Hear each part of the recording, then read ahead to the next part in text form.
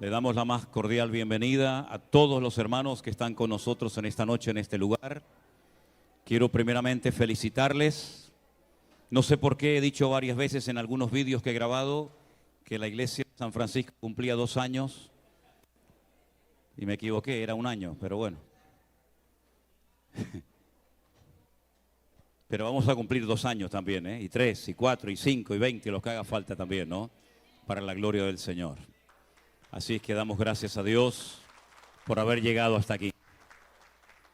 Traigo saludos de Elena, de mi esposa, que no ha podido estar con nosotros en esta ocasión, en la próxima, Dios mediante. Hemos llegado bien, nuestro hermano Armando no ha podido venir, pero me acompaña en esta ocasión nuestro hermano Luis, que es también un miembro de nuestra iglesia.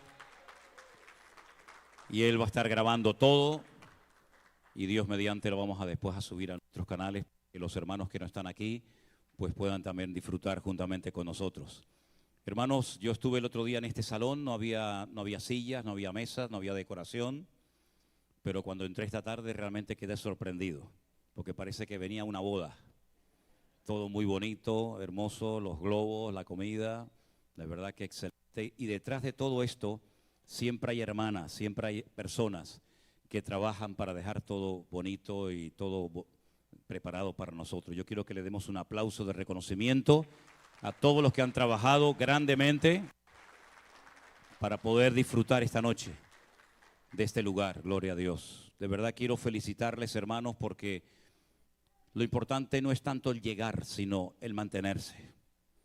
He conocido a muchos ministerios, a muchos creyentes, a muchas iglesias que llegaron a un cierto nivel, caminaron un recorrido con el Señor, pero lo importante, ya digo, no solamente es llegar, sino mantenerse.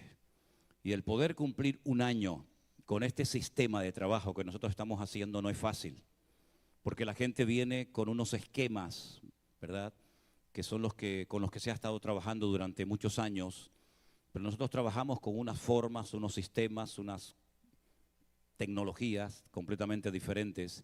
Y por eso hay personas que no terminan de entender lo que es esto de la iglesia virtual.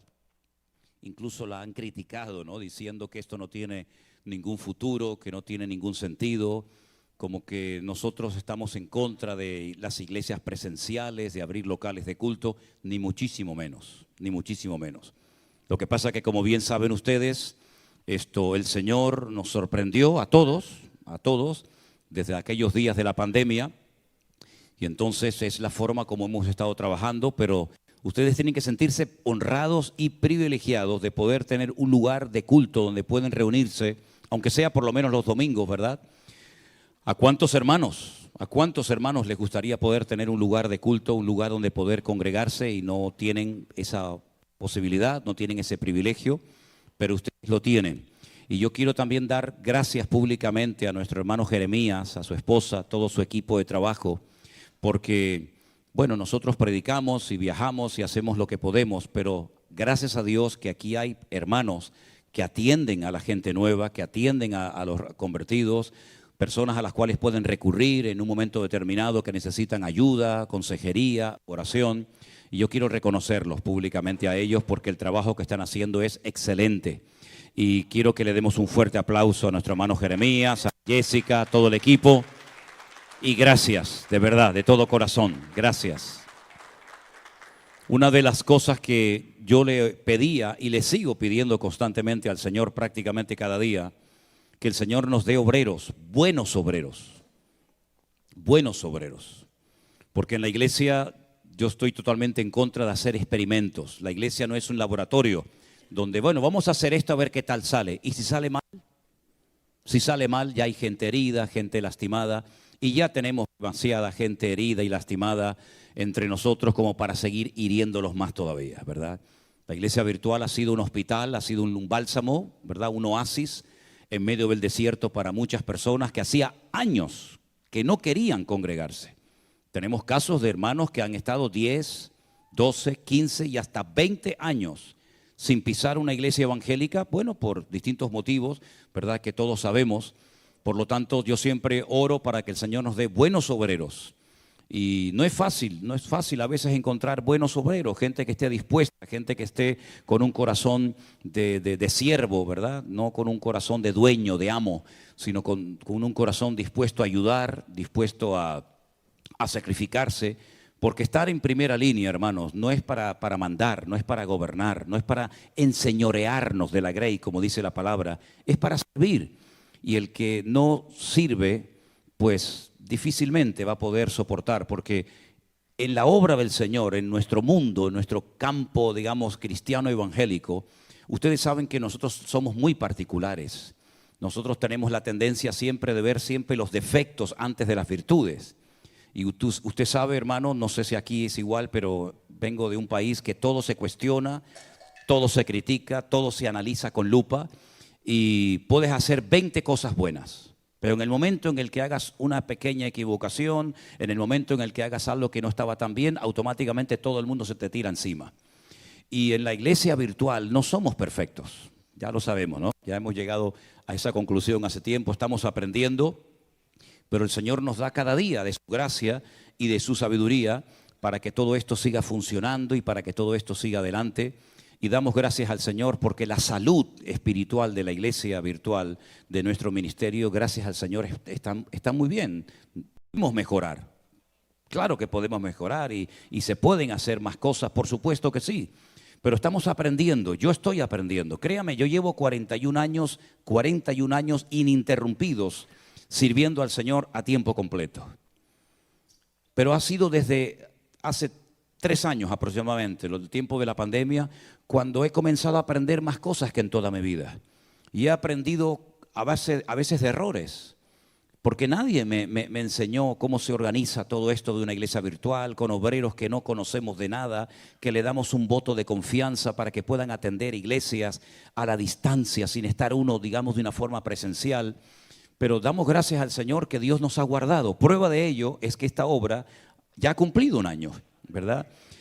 Y bueno, seguro que algunas personas habrán dicho, bueno, se podía haber hecho esto, se podía haber hecho lo otro, gente que a lo mejor se ha sentido, digamos, ofendida, pero lo importante es que captemos lo que el Señor quiere para estos tiempos. Yo tengo una carga, un cierto, digamos, temor en mi corazón, y es que creo que muchos creyentes todavía no han aprendido la lección de lo que el Señor nos comenzó a enseñar hace 3 años cuando nos confinaron y nos metieron dentro de nuestros hogares durante mucho tiempo. El mundo ha vuelto otra vez igual, sigue la gente provocando a Dios, los gobiernos, los políticos siguen provocando a Dios. Parece como que no hemos aprendido nada. Cuando sucedieron las tragedias de las Torres Gemelas, dice que se llenaron un montón de iglesias, de gente orando, pidiendo perdón, buscando al Señor, y luego volvieron otra vez a lo mismo. En los días de la pandemia, en los días del confinamiento, exactamente igual. La gente comenzó a buscar a Dios, a leer la Biblia, había un temor, ¿qué va a pasar en el mundo? Se van a ver un montón de muertos, etcétera. Y había un cierto respeto, parece como que todo eso se ha ido diluyendo en muchas vidas. Y entonces ¿saben lo que va a ocurrir? Que van a tener que seguir viniendo cosas peores. Y van a venir cosas peores. Y la iglesia va a ser sacudida de una forma tremenda. Bueno, me imagino que todos ustedes son conscientes de lo que están sufriendo, por ejemplo, en este momento, nuestros hermanos en Haití. Donde sabemos que hay hermanos que han tenido que salir corriendo, dejando atrás todo. Su casa, sus muebles, sus recuerdos. Las pandillas le han dado en algunos casos 48, en otros casos 72 horas a los miembros de iglesias, a personas de una ciudad, de un barrio, y si no se marchaban, los mataban. Y está pasando muy cerca de aquí de donde estamos nosotros. Y tarde o temprano la iglesia, si no aprende a humillarse y a buscar al Señor y a dejarnos de perder el tiempo en tonterías, la iglesia va a volver otra vez a ser sacudida, ¿verdad? Y por eso tenemos que aprovechar el tiempo, hermanos. Algunos de ustedes ya tienen en su corazón hace años el deseo de servir al Señor. Pues hermano, no siga dilatando ese deseo y ese anhelo en su corazón. Pídale al Señor que le abra puertas, porque la vida pasa volando, ¿saben? La vida, cuando uno se da cuenta, miras para atrás y dices, Dios mío, se me han ido 40, 50, 60, 70 años de mi vida. Y toda mi vida ha sido trabajar y trabajar y trabajar y comprar y pagar deudas. ¿Y para ti qué he hecho, Señor? Y yo sé que no es fácil que las personas se animen y se levanten para servir al Señor, Pero yo animo a todos y a cada uno de ustedes a que no pierdan el tiempo. Yo sé que hay que trabajar, yo sé que hay deudas que pagar, yo sé que hay hijos, yo sé que hay familias, hay universidades, hay muchas cosas. Pero lo más importante de todo es que el Señor sea lo primero en nuestra vida. Y si no tenemos tiempo para otras cosas, no pasa nada. Pero qué triste cuando me encuentro a creyentes que me dicen, pastor, es que yo no tengo tiempo para estudiar y leer la Biblia. Usted sabe lo que me está diciendo, hermano. No tiene tiempo para leer la Biblia, no tiene tiempo para orar, no tiene tiempo ni siquiera un día a la semana para venir a un lugar a alabar al Señor junto con otros hermanos. Esa es la tragedia de muchos cristianos hoy en día. Y son honestos cuando dicen, es que no tengo tiempo. Claro, porque se han enredado con tantas cosas que no saben cómo salir de esos esquemas. Pero yo creo que el Señor nos está enseñando y nos ha hablado muy claramente a nosotros de que no podemos perder el tiempo y de que tenemos que poner la mano en el arado y no mirar atrás, porque la vida es corta y se pasa volando. Así que lo que tengamos que hacer, hagámoslo pronto. ¿Cuántos dicen amén? Cierren sus ojos un momentito, vamos a orar a nuestro Dios. Entiendo que hoy es una reunión única y exclusivamente para los miembros de nuestra iglesia aquí en San Francisco y otros hermanos que han venido como nuestro hermano Pablo, nuestro hermano Ali, nuestro hermano Gregorio y otros que han venido, ¿verdad?, de otras partes. Pero queremos que en esta tarde el Señor hable a nuestras vidas y nos ministre y podamos salir de aquí diciendo, hoy el Señor me habló, hoy el Señor tocó mi corazón, hoy tocó el Señor mi vida. Señor, te doy muchas gracias en esta noche por este año que nuestra obra ha cumplido aquí en este lugar, Señor. Gracias porque tú has sido fiel, supliendo todas nuestras necesidades, cuidando de nuestras vidas, dándonos gracia y fortaleza y sabiduría para que tu obra no se detenga por nada ni por nadie. Pedimos, Señor, que en este momento aquí reunidos en torno a tu palabra, tú nos hables, Señor, y podamos salir en esta noche diciendo, hoy mi Señor habló a mi corazón para poder seguir adelante, corriendo con paciencia la carrera, peleando la buena batalla y manteniendo la fe. Ayúdanos, Señor, a servirte, a honrarte y a no quitar nunca nuestra mirada y nuestra confianza de ti. Gracias, Señor. Te lo pedimos todo en el nombre bendito de Jesús. Amén y amén. El libro más antiguo de la Biblia, de los 66 que tenemos, el más antiguo es el libro de Job. Gracias, hermano. Sabemos que nuestras Biblias no están en un orden cronológico. Incluso sabemos que internamente hay libros, por ejemplo, lo pueden notar si ustedes leen el libro de Primera de Samuel, que ni siquiera hay libros que están ordenados interiormente. A la Biblia le pasa exactamente lo mismo. La Biblia empieza por el libro del Génesis, hablándonos de personajes como por ejemplo Abraham, Moisés, Jacob, Isaac. Pero sin embargo el libro del Génesis, por lo que relata sí, pero no es el libro más antiguo de la Biblia. El libro más antiguo de la Biblia y el personaje más antiguo de la Escritura es el libro del Job. Es un libro muy interesante. Es un libro donde vamos a ver en esta noche, con ayuda del Señor, cosas que no tenemos que olvidar nunca en nuestra vida. En el capítulo 1 voy a estar leyendo algunos versículos y después vamos a estar compartiendo grandes y profundas enseñanzas de este extraordinario libro. El capítulo 1 comienza diciéndonos lo siguiente: hubo en la tierra de Uz un varón llamado Job. Este era un hombre perfecto. Si le choca la palabra perfecto, ponga la palabra completo, que es la palabra que realmente debería haberse traducido. Un hombre que era completo, era recto delante de Dios, temeroso de Dios, apartado del mal. Le habían nacido 7 hijos y 3 hijas, en total 10. Su hacienda, su patrimonio, consistía en 7,000 ovejas, 3,000 camellos, 500 yuntas de bueyes, 500 asnas y muchísimos criados. Y era aquel varón más grande que todos los orientales. Iban sus hijos y hacían banquetes en sus casas, cada uno en su día, y enviaban a llamar a sus 3 hermanas para que comiesen y bebiesen con ellos. Y acontecía que habiendo pasado el turno los días del convite, Job enviaba y los santificaba. Y se levantaba de mañana y ofrecía holocaustos conforme al número de todos ellos, porque Job decía: quizás habrán pecado mis hijos y habrán blasfemado contra Dios en sus corazones. De esta manera hacía todos los días.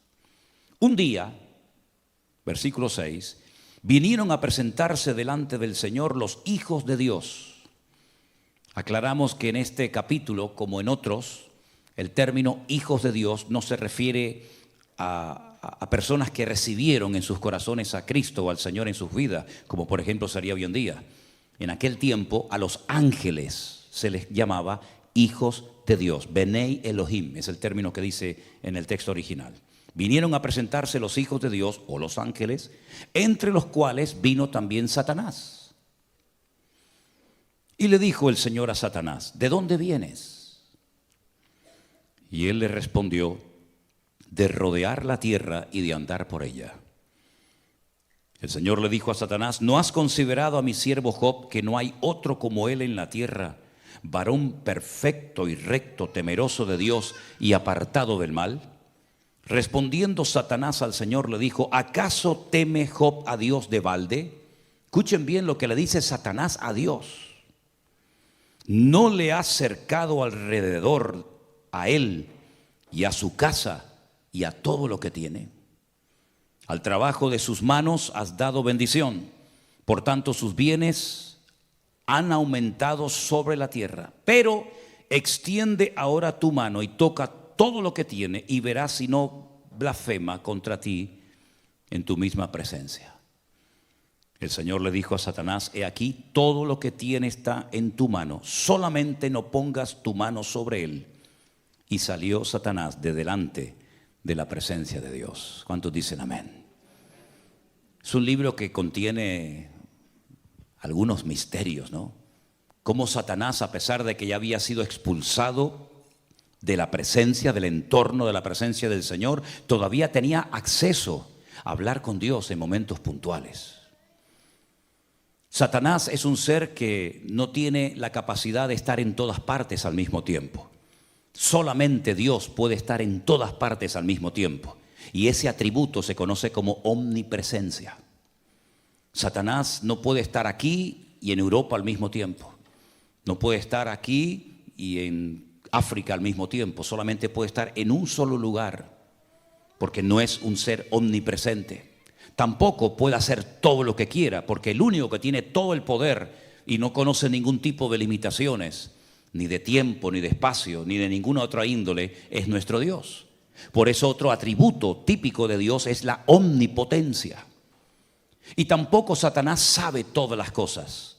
Él tiene que ir obteniendo información a través de pinceladas que Dios da, y por eso el único que lo sabe todo es Dios, y por eso es también omnisciente.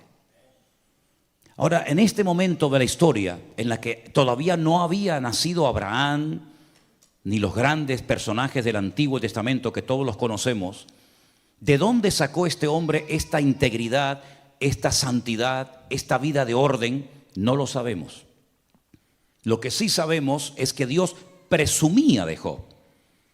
Lo que sí sabemos es que Job fue un referente en su tiempo, en su generación. No pasaba ante los ojos de Dios desapercibida la vida de Job. No era uno más, sino que Dios incluso le dijo a Satanás: y tú que rodeas la tierra constantemente, ¿no te has percatado, no te has dado cuenta de que hay un hombre en la tierra de Uz que es diferente a todos los seres humanos? Es un hombre recto, es un hombre que me teme, que me respeta, es un hombre que me honra, un hombre que me bendice. Es un hombre cabal, un hombre en una santidad extraordinaria. ¿No te has dado cuenta de él? Y Satanás dijo: sí, yo me he dado cuenta de él. Porque hay personas que le molestan a Satanás. Porque hay personas que Satanás sabe perfectamente que son diferentes a otros. Siempre a lo largo de la historia ha habido maldad, ha habido corrupción. Pero siempre también ha habido personas que han destacado espiritualmente hablando por encima de otras. Tenemos el caso de Job, tenemos el caso también de José en Egipto, tenemos el caso de Daniel en Babilonia, tenemos el ejemplo de Abraham y tenemos tantos y tantos personajes que no se dejaron llevar por la corriente del mundo. Incluso fíjense ustedes, por ejemplo, cuando el Señor dice que observa hacia la tierra y ve que toda la tierra ha entrado en una descomposición moral y espiritual sin precedentes, pero en medio de ese ambiente corrupto, dice que destacaba un hombre y fue al que llama y al que usa, y fue Noé, el constructor del arca. En esta ocasión, Job era un hombre diferente, y no solamente él, sino toda la familia de Job eran personas diferentes. Sus 10 hijos, los 7 varones y las 3 hembras, había armonía entre ellos, no eran hermanos peleados, no estaban enfrentados, no discutían, no peleaban, sino que había una alegría constante y permanente. Un día uno invitaba al otro, el otro invitaba a este hermano, y había constantemente alegría. Y todo esto Satanás lo sabía. Pero cuando el Señor le dice a Satanás: te has fijado en Job, ¿verdad? Cómo es diferente, cómo es un hombre próspero, un hombre bendecido. Satanás le dice: claro, pero ¿cómo no lo va a hacer si tú lo tienes cercado? Tú le has puesto una protección sobrenatural que a mí me impide tocarlo, que a mí me impide afectar su estabilidad física, moral o espiritual. Pero quítale esa protección para que veas cómo él es como los demás. Incluso se va a atrever a blasfemar tu propio nombre. El Señor estaba tan seguro de Job que le dio el permiso a Satanás, para que él se convenciera a sí mismo que por mucha protección que tuviera Job y que prescindiera de ella, Job iba a mantener su integridad. Job se acostó rico y se levantó pobre. Job se levantó un día sin ningún hijo, pero el día anterior los tenía todos. Job se acostó sano y al día siguiente se levantó enfermo. Todo le cambió en pocas horas, en pocos días a este hombre. Perdió a sus 10 hijos, perdió su matrimonio, perdió su salud, perdió miles de camellos, miles de bueyes, miles de ovejas, miles de asnas. Todos los criados los perdió, sus propiedades desaparecieron, pero nunca blasfemó contra Dios. Ahora, si nos damos cuenta en el libro de Job, hay cosas que a mí personalmente me llaman mucho la atención. Porque la pregunta que salta cuando leemos las páginas de Job es: ¿por qué Dios permitió que sufriera tanto este hombre? Los sufrimientos de Job fueron tan espantosos que dice que él tenía 3 amigos que vivían en 3 regiones diferentes, que vinieron a visitarlo cuando se enteraron de sus desgracias, y cuando lo vieron dice que no lo reconocieron. Estaba tan cambiado, tan envejecido, tan destruido, que dice que se sentaron con él durante una semana y no fueron capaces de decirle ni una sola palabra. Nunca habían visto a un hombre con tanto dolor, con tanto sufrimiento, tan destruido como este hombre. Al poco tiempo, cuando empiezan a abrir sus bocas, más que para consolarlo, vinieron para condenarlo. Porque hay gente que siempre van a venir para condenarte y echarte un jarro de agua fría encima, porque relacionan el sufrimiento con el pecado. Y es verdad que a veces por pecar sufrimos cosas que podíamos habernos evitado. Por supuesto que sí. Es cierto que el pecado abre la puerta a muchas desgracias que se podían haber evitado si hubiéramos mantenido el orden y nuestra comunión y relación con el Señor. Pero en el caso de Job no es así. Esa regla aquí se rompe. Job ni siquiera está siendo probado por Dios, porque Dios sabía perfectamente con qué tipo de persona estaba tratando. Job no le pide, o el Señor no le pide permiso a Job para experimentar todos esos sufrimientos, sino que en el libro de Job podemos ver desde prácticamente el primer capítulo hasta el último la realidad del mundo espiritual. El mundo espiritual es tan real como el mundo natural, la dimensión en la que nosotros nos movemos hoy en día. Lo que pasa es que ese mundo espiritual, porque Dios lo ha hecho así, no nos permite verlo. Al contrario, sí, los demonios nos ven a nosotros, Satanás nos ve a nosotros, los ángeles nos ven a nosotros, pero ni siquiera nosotros podemos ver a Dios. Pero sabemos que está y sabemos que existe. La realidad del mundo espiritual en el libro de Job es tremenda, porque todo esto no fue producto de la mala suerte, dirían algunos. Ni siquiera porque Job había pecado o blasfemado el nombre de Dios, sino porque Dios le permite a Satanás zarandear y sacudir la vida de Job por un tiempo. Me han preguntado muchas veces, ¿crees que Job sabía lo que estaba pasando en el mundo espiritual entre Dios y Satanás? Bueno, la Biblia no nos da ninguna información. Las conversaciones entre Dios y el diablo, Job no las sabía. Nosotros las sabemos porque tenemos el libro, pero Job estaba haciendo historia y él no sabía lo que estaba pasando, pero dice que en ningún momento blasfema ni peca contra Dios. Es verdad que maldijo el día en el que nació, eso sí lo hizo, pero en ningún momento, jamás se enfadó con Dios. Es más, cuando su propia esposa le dice, ¿todavía vas a mantener tu integridad? ¿No te has dado cuenta de que ya Dios no está contigo?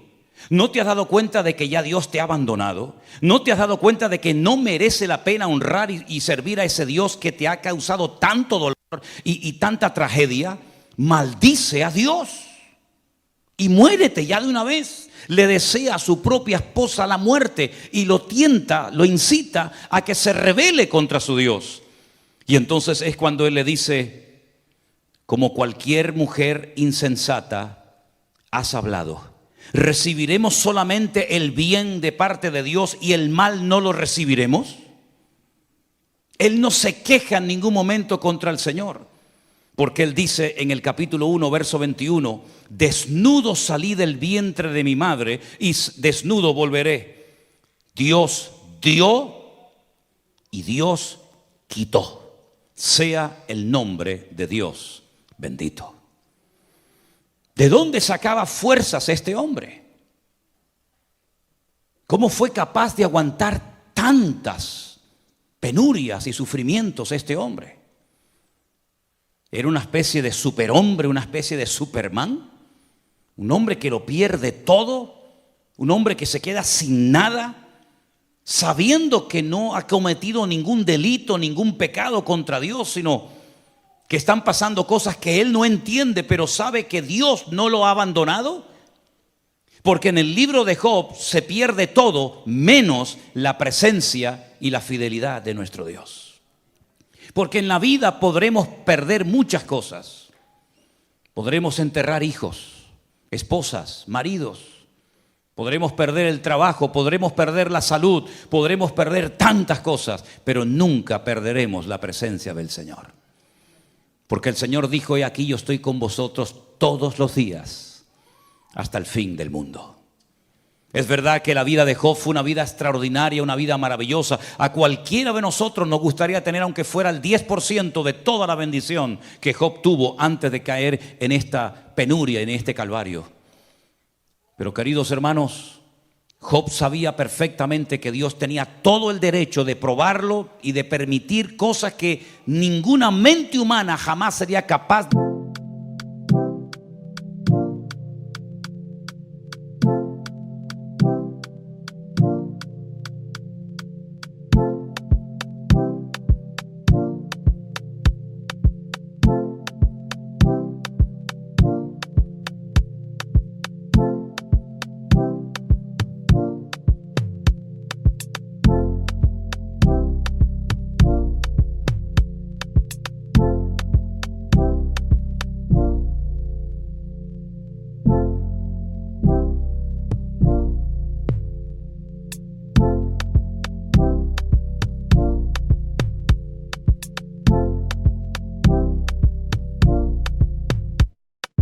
Entender y de explicar teológicamente lo que aquí está pasando. Pero este hombre sabía perfectamente que todo estaba bajo el control de Dios. Y lo que me llama la atención es que él nunca leyó la Biblia. Ni una sola letra de la Biblia se había escrito en la época de Job. Nunca leyó la Biblia. No tuvo ni un capítulo de la Biblia, ni un salmo, nada. Nunca tuvo un pastor. Nunca fue a ningún culto. No existían las iglesias, no existía el pueblo de Israel. No había la ley de Moisés, no estaban los sacerdotes. Pero tenía una comunión con Dios tan espectacular que él sabía lo que se podía hacer y lo que nunca se debía de hacer. Job sabía perfectamente que Dios iba a estar con él en medio de aquellos sufrimientos terribles. Fíjense hasta qué punto el libro de Job es tremendo cuando tú ves a un hombre bendecido, un hombre prosperado, un hombre íntegro, un hombre temeroso de Dios, y lo ves de repente tan mal que algunos rabinos judíos en Israel dicen que el libro de Job no es la vida de un hombre, sino es una metáfora donde se emplea el nombre Job y Job, ¿no? Pero realmente lo que el libro está describiendo son los sufrimientos por los que pasaría el pueblo de Israel a lo largo de la historia de la humanidad, porque no aceptan, no se les mete en la cabeza que un hombre íntegro y un hombre santo y un hombre como Job fuera capaz de sufrir semejantes calamidades. Pero Dios tiene el derecho o no de hacer en nuestra vida lo que Él quiera, hermano. ¿Puede llevarnos el Señor a lugares donde no queremos ir? Por supuesto que sí. Todos y cada uno de nosotros tenemos que partir de la base de que nuestra vida está en las manos del Señor. Y Él puede permitir en momentos puntuales de la vida situaciones con las cuales tal vez no estamos de acuerdo, que nos hacen llorar, que nos hacen sufrir, no porque hayamos cometido un pecado, sino porque Dios simplemente ha decidido hacernos pasar por esa experiencia, pero que siempre de ella saldremos fortalecidos en el nombre del Señor. Job llegó a decir un día esa famosa frase que tantas veces la hemos dicho: aunque mi Dios me mate, lo seguiré adorando, porque yo sé que mi Redentor está vivo. Es increíble. Aunque tú me mates y nunca más me vuelvas a prosperar, ni a bendecir, ni a levantar, aunque he perdido a mis hijos, he perdido mi matrimonio, he perdido mi patrimonio, he perdido mi salud, aunque tú me termines matando, yo no voy a dejar de adorarte, porque yo sé quién eres tú, mi Señor. Y yo no te sigo por lo que tú me das, sino yo te sigo por lo que tú eres. Y aunque nunca más me vuelvas a levantar y a bendecir mi vida, yo te seguiré adorando. Pero aún hay expresiones más profundas. Él llegó a decir: y aunque mi carne se deshaga y se rompa toda mi vida, yo sé que con mis ojos veré a mi Señor. Y él hace una referencia a la resurrección. Y repito, él nunca había leído la Biblia. Él no sabía nada de teología, pero él sabía que algún día, cuando él muriera, se iba a presentar delante de la presencia del juez justo de toda la tierra, y el Señor lo recompensaría, y todos aquellos sufrimientos pasarían a la historia, y él tendría un cuerpo glorificado y una vida nueva en el Señor. Y es que la comunión con el Señor es algo tan importante y tan fundamental, que es lo que le va a dar estabilidad a nuestras vidas. Usted puede leer mucho la Biblia y conocer muchos textos de la Biblia, pero si no los aplica, si no los interioriza y los lleva a la práctica, de nada le va a servir ese conocimiento. Usted puede cantar de maravilla, usted puede echar fuera demonios, usted puede tener todos los dones del Espíritu Santo que quiera, usted puede sorprender a las multitudes, pero si usted no tiene comunión con el Señor, usted no tiene nada. Es más, el Señor Jesucristo dijo que en aquel día, hablando del juicio en los últimos tiempos, muchos se presentarían delante de Él, presentando sus grandes currículum, presentando sus grandes testimonios, diciendo: en tu nombre siempre yo hice maravillas, eché fuera demonios, levanté muertos, hice esto, profetizamos por aquí, predicamos por allá. Y el Señor dice: apartaos de mí, hacedores de maldad, porque nunca os conocí. En otras palabras, no es lo que hacemos lo que le sorprende o le toca el corazón al Señor, sino la actitud de nuestro corazón y el por qué lo hacemos. Eso es lo que agrada e impacta el corazón de Dios. Fíjense, por ejemplo, no me voy del tema, pero fíjense, por ejemplo, cuando aquel centurión, que no era ni judío, no era conocedor de la ley, cuando él sabe que el problema que tiene en el hogar, su religión, sus dioses, su autoridad militar no le sirven de nada. Y él tiene que recurrir a aquel carpintero de Galilea que no lo dejaban entrar a muchas sinagogas de Israel a predicar.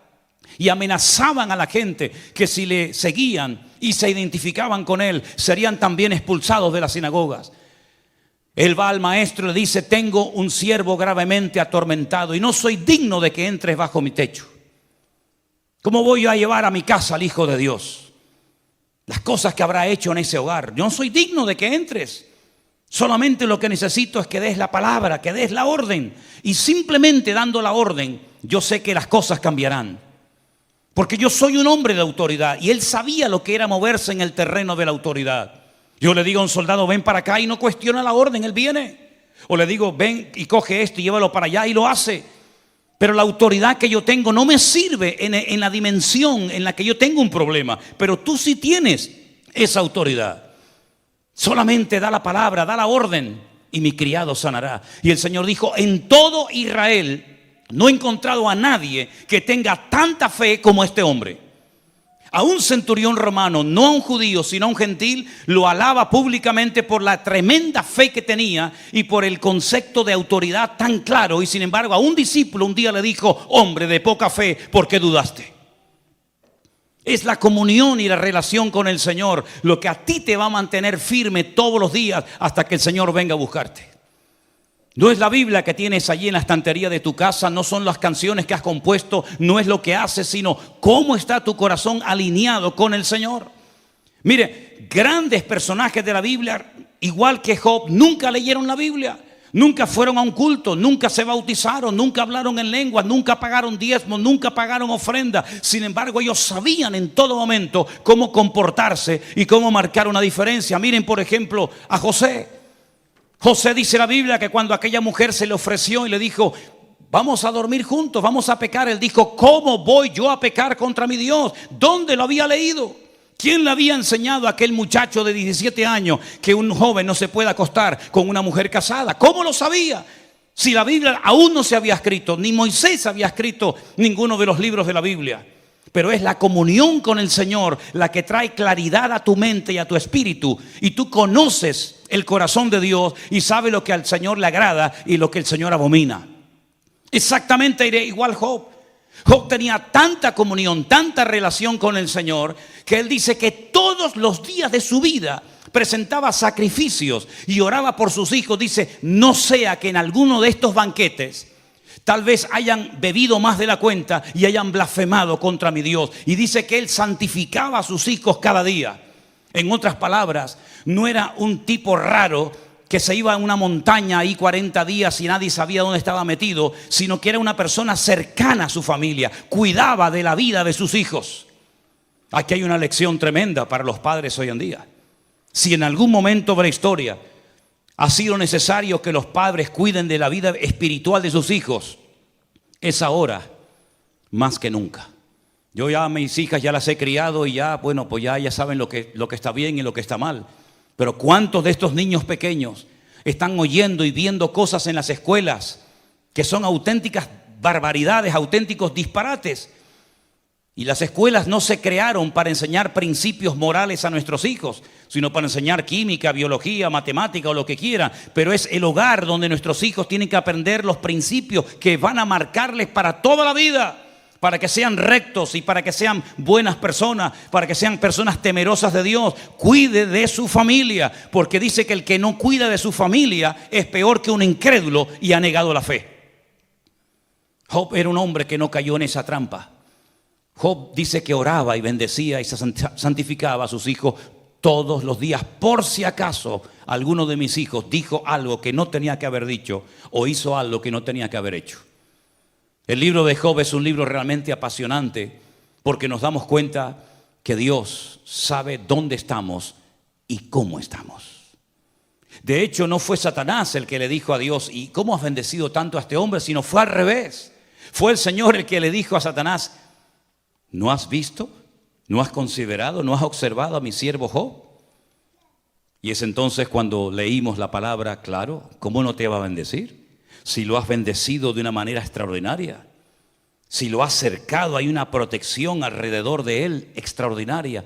Y resulta que Job de la noche a la mañana se convierte en un punto de referencia para que todas las personas sepan que en la tierra hay un hombre diferente a todos los demás. Hoy en día esa confrontación entre Dios y Satanás con ninguno de nosotros se va a dar, porque nosotros ya no tenemos que ser el punto de referencia de nadie, como Job lo fue en su generación. Hoy en día las miradas no tienen que estar puestas en nosotros, sino que hoy en día ya el Señor dijo: este es mi Hijo amado, en el cual tengo toda complacencia. Por lo tanto, usted ya no tiene que demostrarle nada a nadie, mucho menos al diablo, porque el Señor sabe si usted está bien o está mal, si está dentro o fuera, en orden, en pecado, en obediencia o no. Ahora es a Cristo al que hay que mirar. Él es nuestro punto de referencia. No es Abraham, no es Moisés, no es el pastor, no es el diácono, no es fulanito, sino que nuestro punto de referencia y todas nuestras miradas tienen que estar mirando a nuestro Señor Jesucristo, el cual nunca, jamás nos va a dar mal por bien, sino más bien todo lo contrario. ¿Cuántos dicen amén? El libro de Job me impresiona también a mí muchísimo, porque es un libro donde vemos que Dios cuida de sus siervos. Dios cuida de nuestras vidas. El final del libro de Job es extraordinario, porque vemos que a pesar de los tremendos sufrimientos por los cuales este tremendo hombre de Dios tuvo que pasar, al final Dios lo vuelve a bendecir, Dios lo vuelve a prosperar, y otra vez todo, digamos que vuelve no a la normalidad, sino aún mejor que antes. Cuando el Señor permite una experiencia fuerte en tu vida que te hace llorar, que te quita el sueño, que te perturba, hermano, no te quejes nunca. Glorifica a Dios.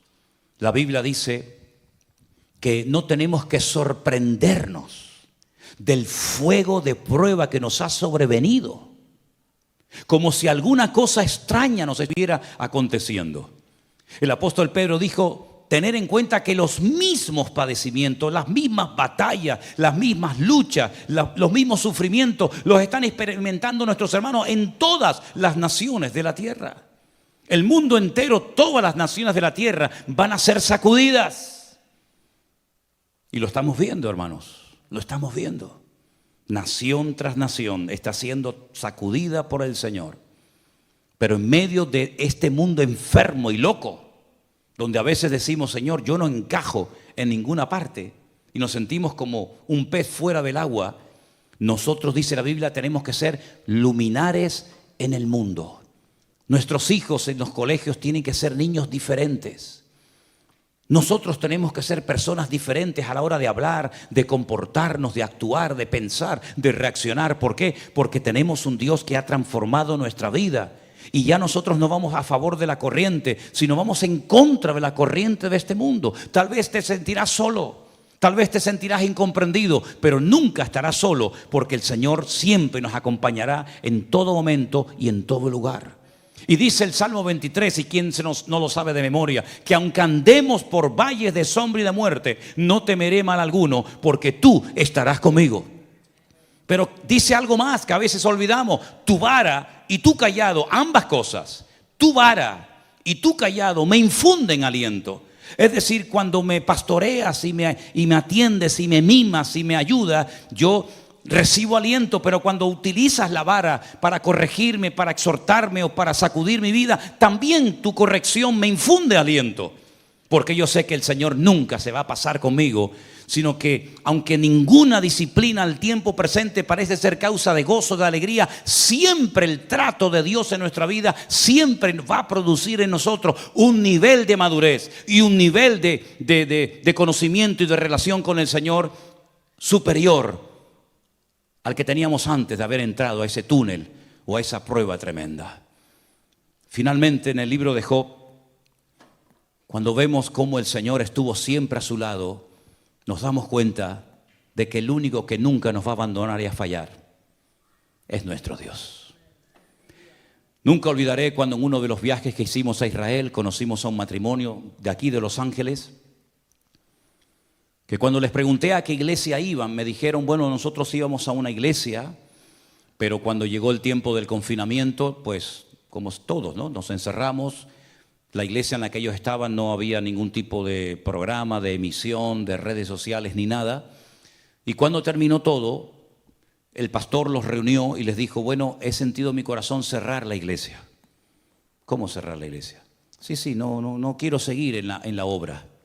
Y le dije: ¿y ustedes qué pasó? Dice: bueno, unos nos juntamos en una casa, otros se fueron a otra iglesia, otros no se fueron a ninguna parte. Y yo les dije, ¿y cuántos eran más o menos en la iglesia? Y me dice, éramos 2.000 miembros en la congregación. Digo, 2.000 personas y el pastor cerró la iglesia. Dice, sí, porque no teníamos dinero para pagar los gastos de la iglesia. Digo, ¿y erais 2.000 y no podían pagar los gastos? ¿Y nosotros que éramos 4 gatos y un perro? Y el Señor nos ayudó y nos bendijo y nos prosperó. No es el número lo que nos da fuerza, es nuestra comunión y nuestra relación con el Señor.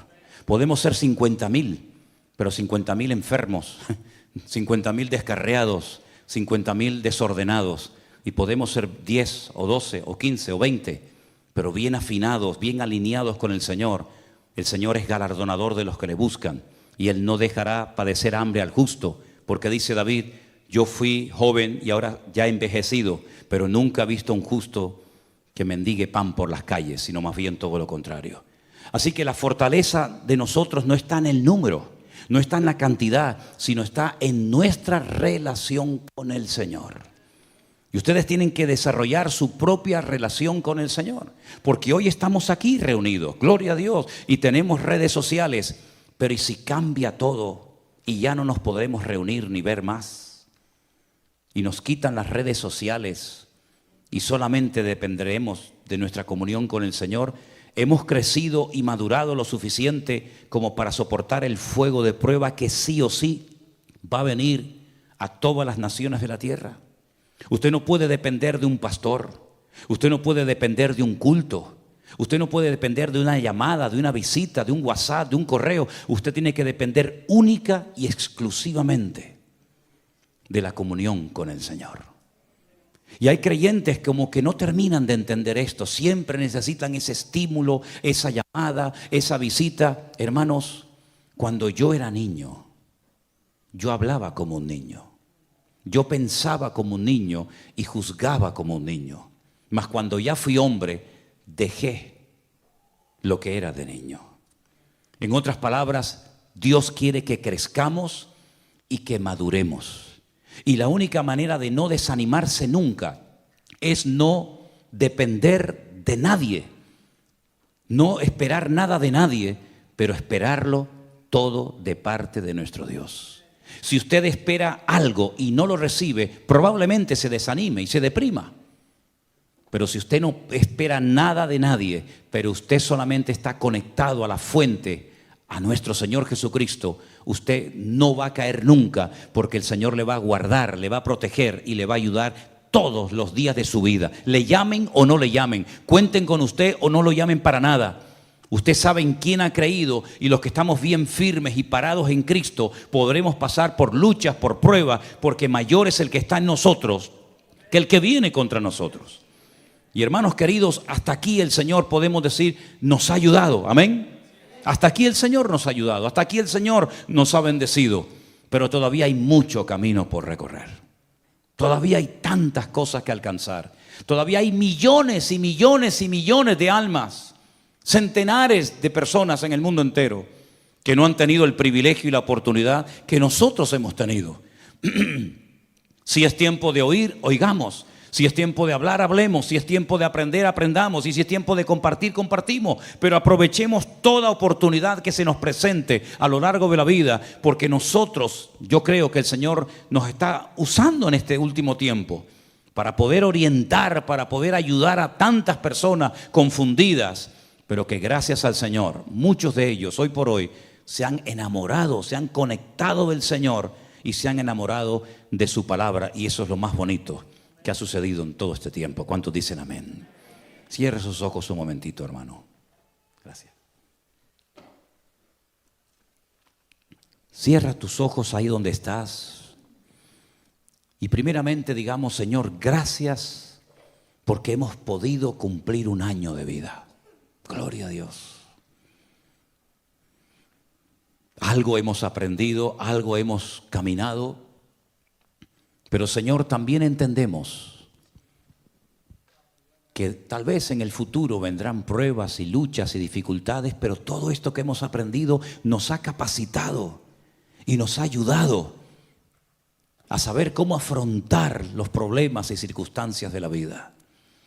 Y hermanos, si alguien aquí esta tarde entre nosotros está pasando por alguna dificultad matrimonial, económica, un problema de salud o de la índole que sea, no apartes tu mirada del Señor.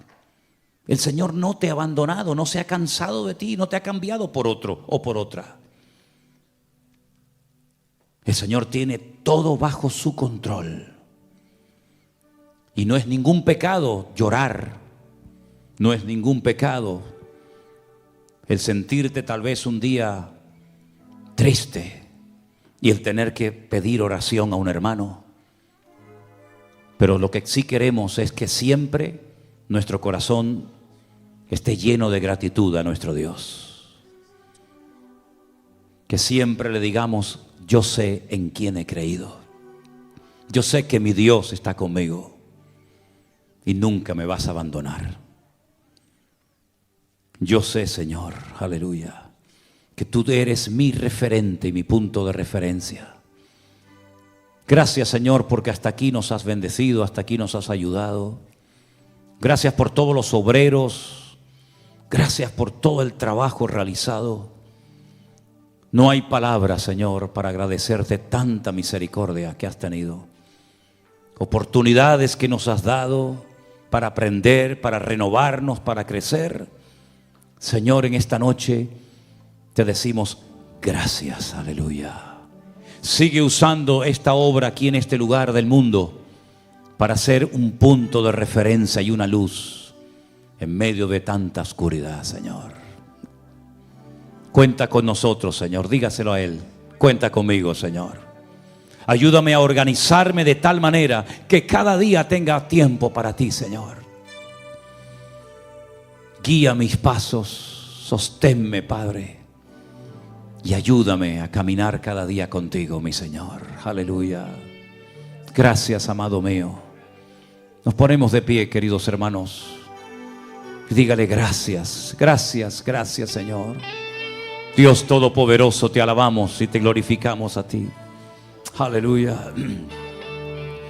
Tú eres digno de toda gloria y de toda honra, mi Señor. Gracias, Señor, porque tú nos has guiado.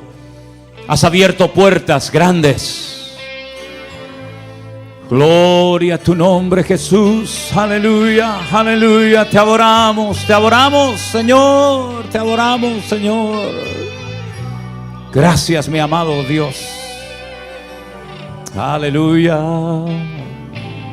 Gracias, Señor. Vamos a cantarle.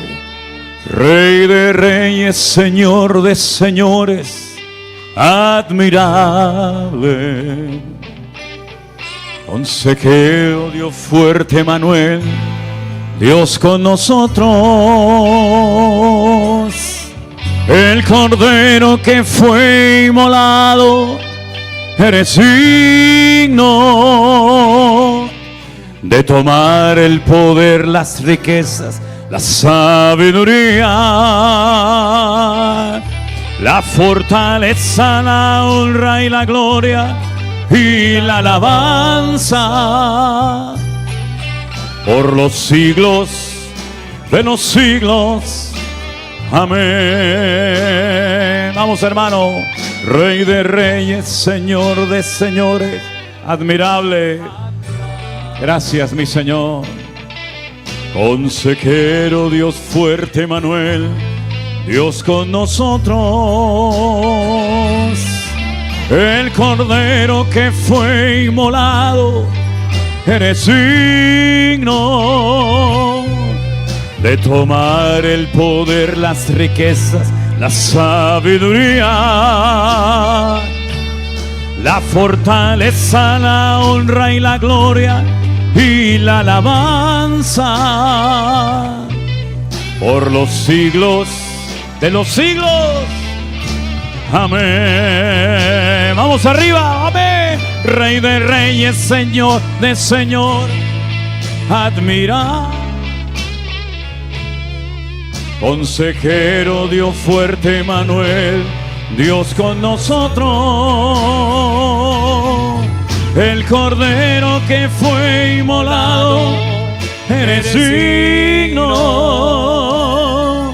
de tomar el poder, la riqueza, la sabiduría, la fortaleza, la honra y la gloria y la alabanza por los siglos de los siglos. Amén. Por los siglos de los siglos. Amén. Por los siglos de los siglos.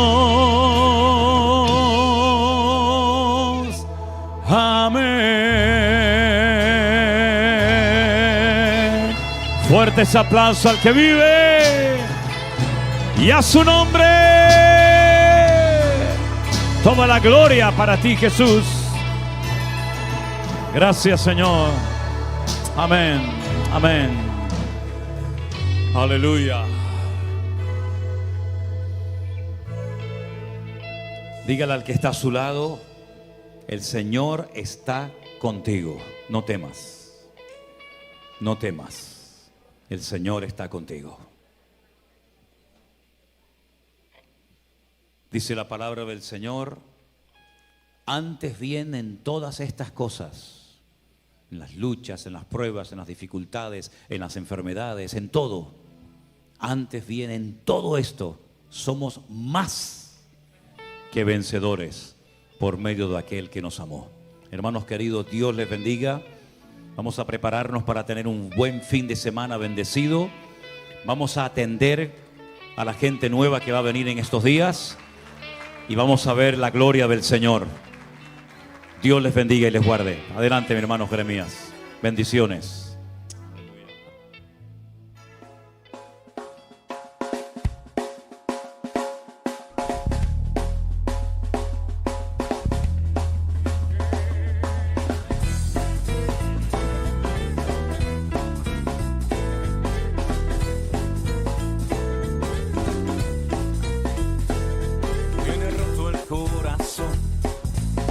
Sufrir y llorar, tienes que aprender a descansar en Dios. No importa lo que te dijeron, no importa lo que te hicieron, tienes que aprender a descansar en Dios.